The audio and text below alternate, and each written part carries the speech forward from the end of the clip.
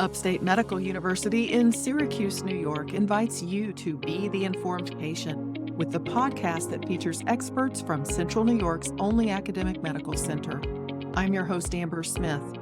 One step toward reducing gun violence is to deal with it effectively in public health and medical school programs, according to an Upstate researcher. My guest today is Margaret Formica. She's an associate professor of public health and preventive medicine at Upstate and one of 13 faculty on a national task force that drafted a report on gun violence and public health. Welcome back to The Informed Patient, Dr. Formica. Thank you. It's great to be back. I'm curious about what we know and what we still need to know. Can you give us a short overview of the kinds of research that public health researchers have already done on gun violence? Sure. Over the past decade, we've really seen an increase in gun violence research from public health, and that's really continuing to grow. There's been research that's describing the problem. So who is affected by gun violence? Where is gun violence occurring? How is it changing over time? We've also seen research regarding the different types of gun violence.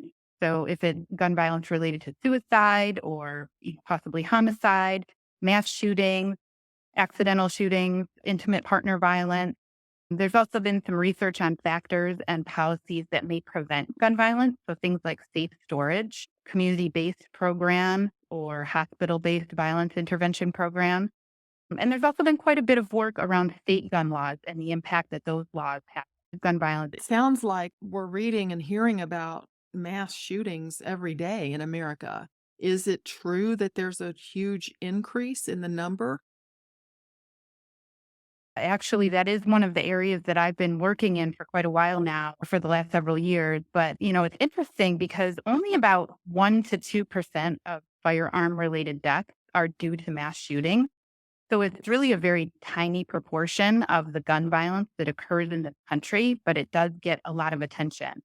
But there has been an increase in mass shootings, and there's also been a 35% increase in gun violence in general, which is very alarming. We've definitely seen this across the board in a lot of the work that has been done recently around gun violence. So, if the mass shootings that we hear so much about only account for a very small number of the gun violence in America, what is the rest of it? So the majority of the gun violence that occurs is actually suicide. So more than half of deaths related to gun violence are suicide. We then see a very high proportion of assault-related gun violence or homicides due to gun violence. And then there's also the accidental shootings too, but those tend to be a pretty small proportion also. What do we still need to learn about gun violence? There's just so much that we really still do not know about gun violence. We don't have a good sense of, for example, how guns move through the country.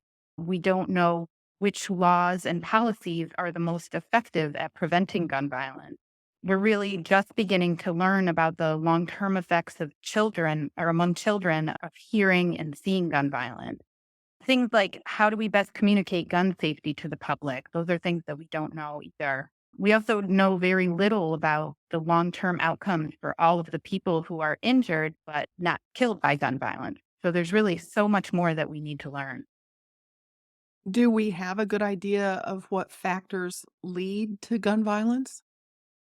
I would say no, we really don't have a good sense of all the factors that lead to gun violence at this point. There are a couple of factors that have been shown time and time again to be associated with gun violence. Probably the factor with the most evidence is poverty. Now, does poverty actually cause gun violence? No, not in the traditional sense, but poverty is certainly associated with gun violence.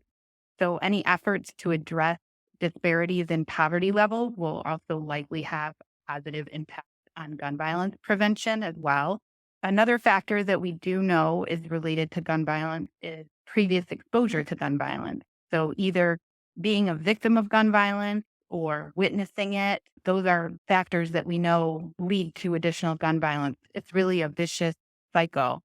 But that's why we really need to boost the research that's being done in this area, because there's definitely more that we don't know than what we do know at this point. Are you aware of any revolutionary research that's underway or that has wrapped up recently dealing with gun violence? I've been fortunate in the last few years to have the opportunity to serve as a grant reviewer for gun violence research for the CDC. So I've been able to see the direction that gun violence research is headed in. And there's been significant work being done related to building the surveillance system that we need in place to study gun violence and also gain a better understanding of how multiple factors work together that lead to gun violence. But with respect to recent revolutionary findings, I really do think the most striking is simply that significant increase in firearm violence that we've seen since the beginning of the pandemic. This is Upstate's The Informed Patient podcast. I'm your host, Amber Smith. I'm talking with Margaret Formica. She's an associate professor of public health and preventive medicine at Upstate, and she was part of a national task force that drafted a report on gun violence and public health. Dr. Formica, the Association of Schools and Programs of Public Health published the report that you and your colleagues did called Gun Violence Prevention, an Academic Public Health Framework. Can you tell us about the task force plan for academic public health to promote research, education, and advocacy on this issue? So, the Association of Schools and Programs of Public Health, or ASPPH, is an organization that serves as really the voice of academic public health. And ending gun violence has long been a priority for ASPPH, but the mass shootings that occurred in Uvalde and in Buffalo really renewed the organization's commitment to the issue, which then led to the formation of the task force on gun violence prevention that I served on. We were asked to develop a framework that could be used not only by schools and programs of public health, which was the primary intended audience, but really at any institution or organization interested in engaging in gun violence prevention efforts. So we reviewed the literature, we identified areas of need and gaps in resources, and then we developed the recommended strategies that formed the basis of the framework. And so what each institution can do might differ depending on their mission, on their resources. But some examples would be adding gun violence prevention to curricula in their educational program, or advocating for donor support of gun violence prevention efforts, developing and supporting strong community relationships and partnerships. These are all strategies that academic institutions can engage in. And so all of the task force members represent different academic public health departments across the country, right? Yeah, so we were a group of mostly schools of public health at different academic institutions across the country. There were a couple of smaller programs of public health, like what we have at Upstate, and so I was able to represent the state in that task force. What makes gun violence a public health issue? Gun violence is a national public health crisis. There are over 100 firearm-related deaths in this country every day, and there's an additional 2 to 3 times as many non-fatal firearm injuries. So I think that's one of the statistics that people maybe aren't frequently aware of is the number of injuries related to firearm violence that occur. It's also the leading cause of death among children and youth in the United States. That surpassed deaths related to motor vehicle accidents back in 2017. So gun violence is a public health issue because it's affecting the health of the public. It's also estimated to cost $280 billion a year. And not only does it impact the people who are injured and killed by gun violence, but it impacts their families, it impacts their loved ones, the community. There's growing evidence of a long list of negative behavioral and health effects of exposure to gun violence. So those who aren't directly impacted, but they see and they hear gun violence regularly in their community. There's also the fear and anxiety around frequent mass shootings that we face in this country.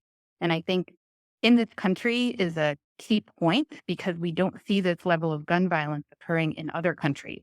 The United States has 26 times the number of deaths due to gun violence compared to other high-income countries. How does gun violence impact someone who's not involved in any shooting? Because a lot of people live in a community and are never a victim or witness. They're not involved in the shootings, but are they still affected by the fact that they're taking place? That's An area that's really growing in terms of research right now, because we're just beginning to really understand that there are negative consequences to just living in an area where you hear the gun violence routinely or you see the gun violence, you witness it. We do know that being exposed to gun violence leads to more gun violence, but there's also other negative impacts as well. So things like educational attainment is lower among children who live in neighborhoods where there's high levels of gun violence. We know that there's a lot of behavioral problems in teens and young adults in neighborhoods where they're exposed to gun violence. We know that there can definitely be negative health effects, even biological health effects related to constant exposure to this gun violence. But we're really just beginning to understand that and learn more about that. Well, you mentioned that some of these gun violence numbers increased from before the pandemic until now. What role did the pandemic play in gun violence, or did it? We're trying to figure that out now too. One of the areas that's really being pursued in research related to that increase is the fact that we saw a spike in gun sales at the very beginning of the pandemic also. So there's certainly a possibility that that's leading to some of the increase that we're seeing. We also, in the past few years, have seen a loosening of many state gun laws in other parts of the country, not necessarily New York. We actually see the opposite in New York, but in some other states, we've seen loosening of gun laws. And so there's definitely the potential that that is contributing to this increase that we're seeing. But again, we're just really beginning to research that and have a better understanding of what happened. What has prevented research and education and advocacy about gun violence prevention from being implemented so far? The public health approach that's been so effective at reducing other public health problems has really been hampered when it comes to gun violence. So, to just give you a little background on the public health approach, the first thing is to define and monitor the problem. Then we identify risk and protective factors. Then we develop and evaluate prevention strategies. And then we assure the widespread adoption of those strategies. And the problem that we face with gun violence is that the infrastructure needed to monitor the problem, which is that very first step in the public health approach, just isn't there. We don't have the surveillance in place that we do for other public health problems. And that really hampers the remaining steps of the public health approach. So, for example, much of the gun violence research to date has focused on firearm death because we know the data on death is accurate. But we're missing a huge piece of the puzzle because we aren't including those non-fatal firearm injuries. Currently, we just don't have a mechanism to capture that data in an accurate and a timely way at the national level. And part of the problem is there's been decades of restrictions in federal dollars being spent on gun violence research that really severely limited our understanding of the factors that lead to gun violence and what can be done to prevent it. Is there enough money going into research of gun violence? Definitely not. When you compare the scope of the problem related to gun violence here in the country, the amount of research dollars going towards it is minuscule compared to those other public health problems. So we definitely need more funding. We have seen an increase in the last few years at the federal level. Some of the funding streams that were limited previously to the Centers for Disease Control and Prevention, or the CDC, or to NIH, which is the National Institutes of Health. We have seen some money opening up for gun violence research in the last few years, and so that's definitely helping, but there's still definitely not enough research money. The report on gun violence prevention indicates more than 100 lives a day are lost to gun violence. Half of those are to suicide, 4 out of 10 are homicide, and 1 in 100 are due to unintentional injuries or accidents. How might the prevention strategies differ for suicide versus homicide versus accidents? That's another great question because prevention strategies will be very different depending on the type of gun violence that we're dealing with. For example, one of the newer policies that has a growing body of evidence supporting it as a prevention strategy for both suicide and intimate partner gun violence are extreme risk protection orders. They're also known as red flag laws.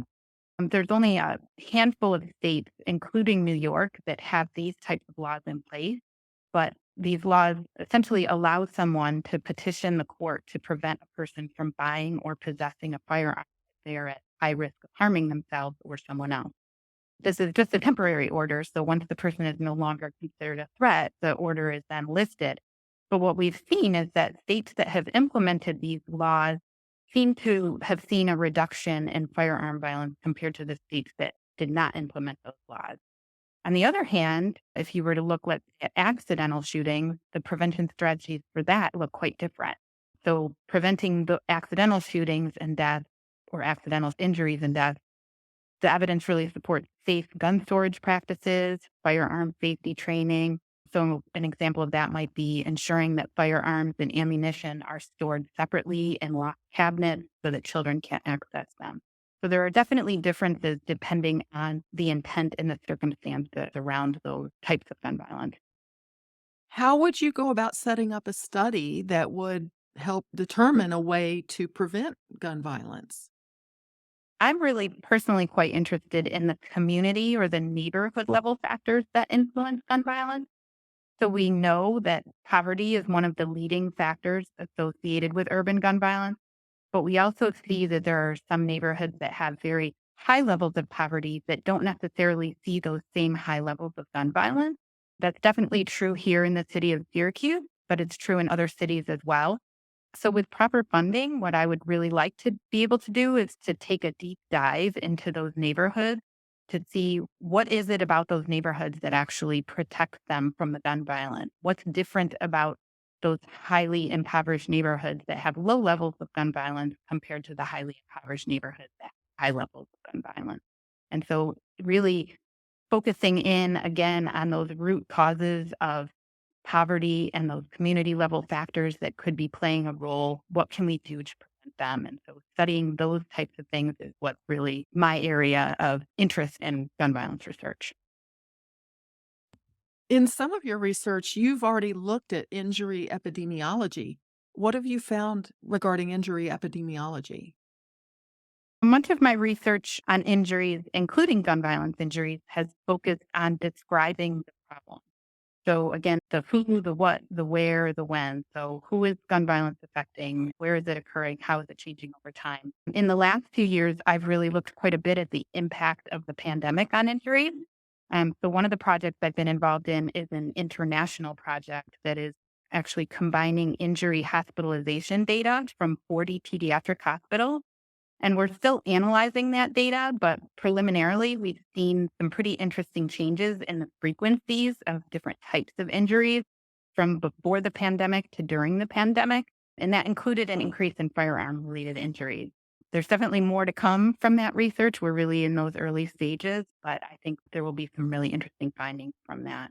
I've also recently worked with a national data set on adult hospitalizations, and we found a spike in firearm-related hospitalizations in the first 6 to 9 months of the pandemic. So very much in line with what other research has shown related to firearm-related deaths. And then just last month, a colleague at Syracuse University and I, Dr. Margaret Formica, submitted a grant to look at the relationship of gun violence and neighborhood characteristics here in Syracuse. So fingers crossed, if the funding comes through, then we'll hopefully be able to gain a better understanding of the community factors that lead to firearm injuries here locally. Dr. Formica, thank you so much for making time for this interview. Thank you. I really appreciate the opportunity to talk about this issue. So thank you for having me. My guest has been Dr. Margaret Formica, an associate professor of public health and preventive medicine at Upstate.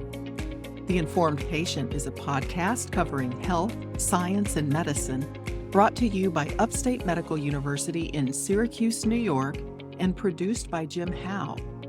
Find our archive of previous episodes at upstate.edu/informed. This is your host, Amber Smith, thanking you for listening.